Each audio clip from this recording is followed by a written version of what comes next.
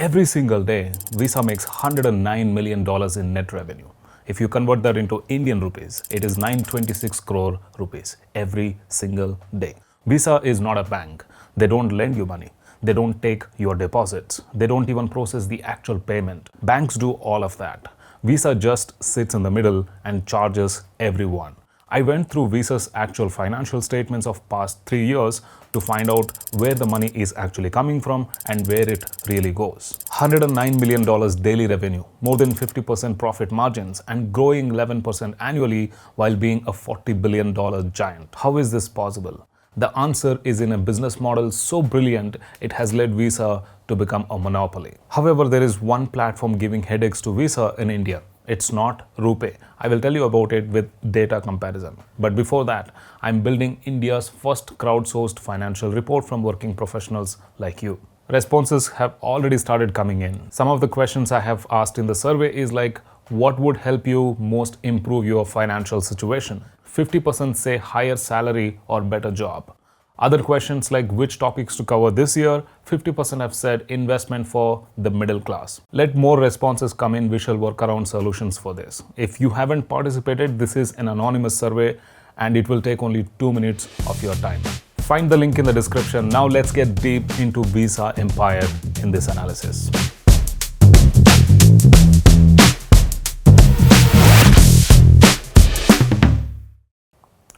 Chapter 1.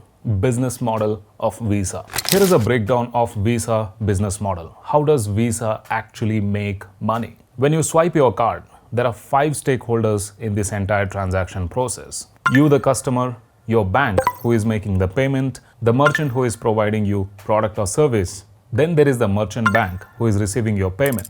In between them is Visa, who provides network facility or the infrastructure to make this transaction. In this full process, your bank takes the highest risk because as soon as you swipe your card, your bank makes the payment, whether you pay today or after a month. Here are realistic charges. For example, you shop for 1,000 rupees by swiping your Visa card. And let's assume the merchant discount rate is 2%.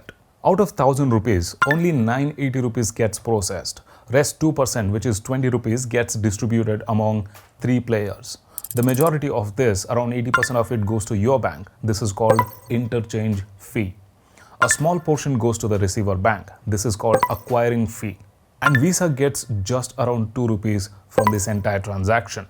If you notice this, you would think the customer bank is the real winner because Visa takes less than 10% of the total fee. They process the entire transaction at the back end. Your bank takes 87.5% without doing the actual processing. This is the genius of Visa's business model. Now you might be wondering, come on man, if they are earning such a small percentage, how did they become $40 billion empire? The answer is insane volume globally because of their monopoly. Visa processed 257 billion transactions last year. That's 705 million transactions every single day. Chapter 2. Revenue growth. Now have a look at this chart and you will notice the pattern. Visa is adding $3 to $4 billion every single year. In 3 years, Visa added $10.7 billion in revenue.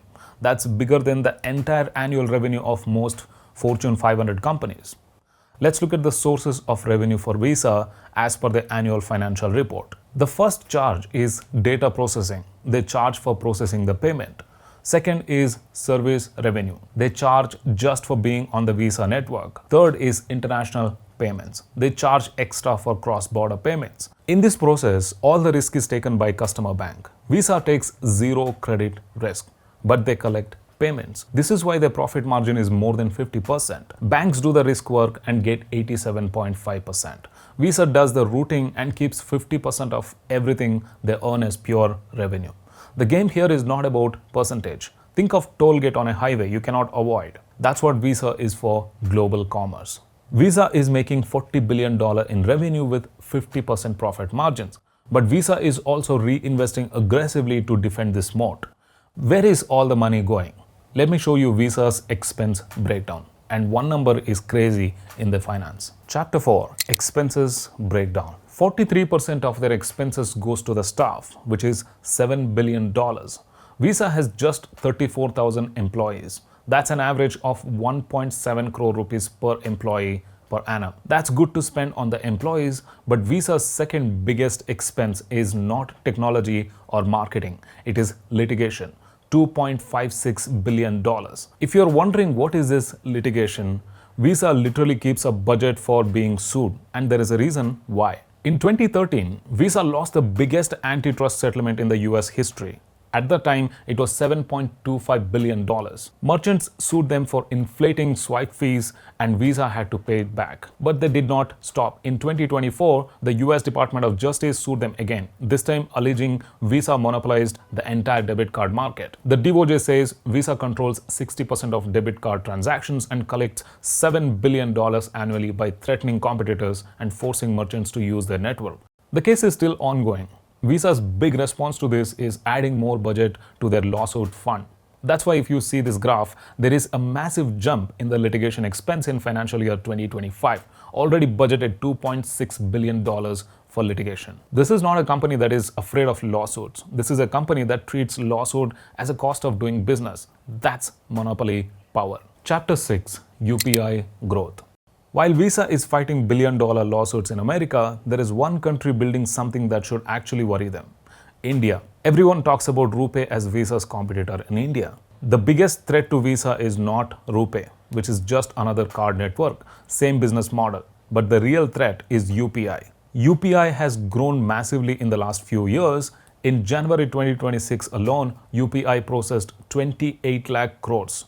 That is around $320 billion in a single month. But here is a fundamental difference. While Visa charges 2 to 3% MDR on every transaction, UPI operates on minimal platform fees.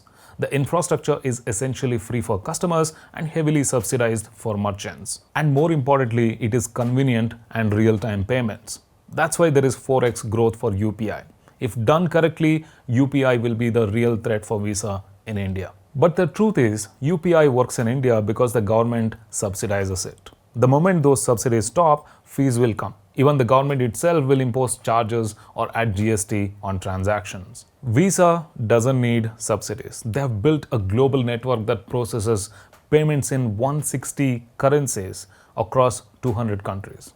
They have spent decades building trust with banks, merchants, and regulators worldwide. UPI is winning in India, but Visa is winning everywhere. And that is the difference between a regional disruption and global monopoly. Visa isn't worried about UPI replacing them globally. They are adapting. Because that's what monopolies do. They fight fair, they just outlast everyone. $109 million a day. 50% margin, lawsuits budgeted in. That's not just a business model, that's building a massive fortress. So that is about Visa analysis. Before you drop off, don't forget to participate in the survey. So the survey link is in the description. All you have to do is just click and participate. It will take only 2 minutes of your time. So I will see you in the next video.